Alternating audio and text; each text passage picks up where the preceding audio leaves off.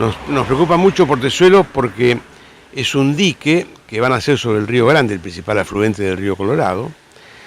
Y Mendoza no solamente quiere hacer dicen que el dique va a ser para generar energía. Es un dique muy alto, 180 metros de altura. De los más altos que hay en la región. El más alto de la Argentina va a ser.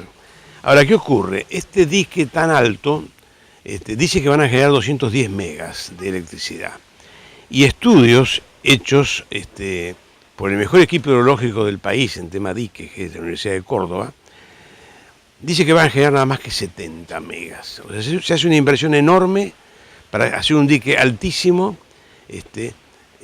con el cuento, diríamos, de que se va a generar mucho más electricidad de la que se puede generar.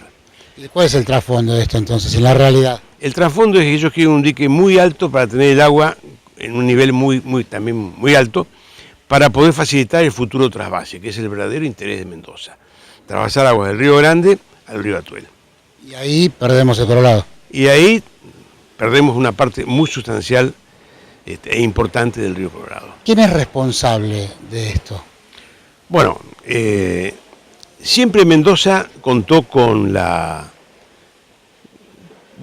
con el apoyo del Estado Nacional, en todas las épocas, cuando se hizo los Nihuiles, en el caso del Atuel, todas las obras que se hicieron, y los mendocinos, su política, ellos están muy orgullosos de la política que hacen, de su economía basada en los recursos acuáticos, pero lo han hecho en base al agua propia y al agua ajena.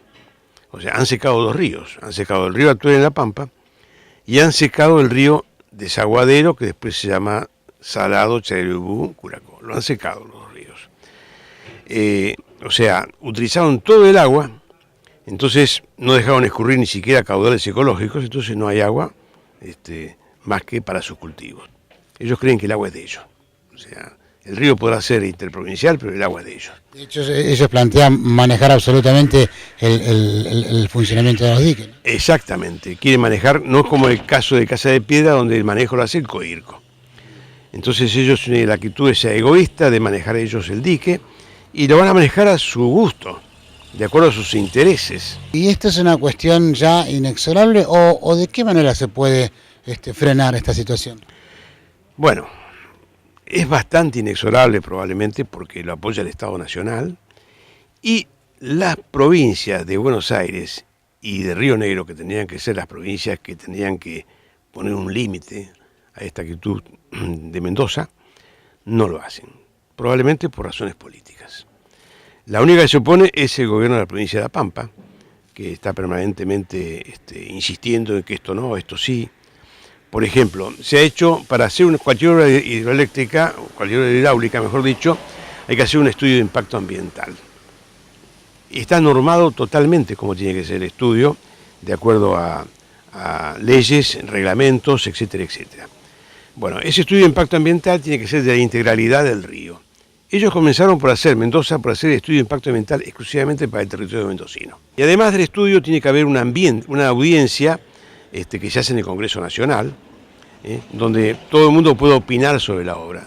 Tampoco se ha hecho. Y Mendoza ya licitó, están por comenzar la obra, o sea, totalmente a contramano de lo que dicen las normativas legales. Y Héctor, y si esto finalmente ocurre, como decíamos, es inexorable que se construya el dique, Sí.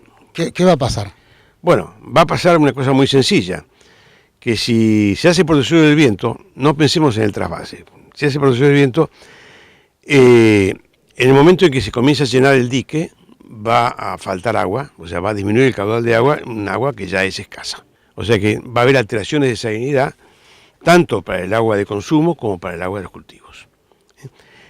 Otro aspecto muy importante, sobre todo de aguas arriba de Casa de Piedra, es que al no hacer un contradique, o sea, un dique regulador, aguas abajo de Portezuelo del Viento, como está previsto en el tratado, cada vez que generen, porque genera o no genera, cada vez que generen va a producir daños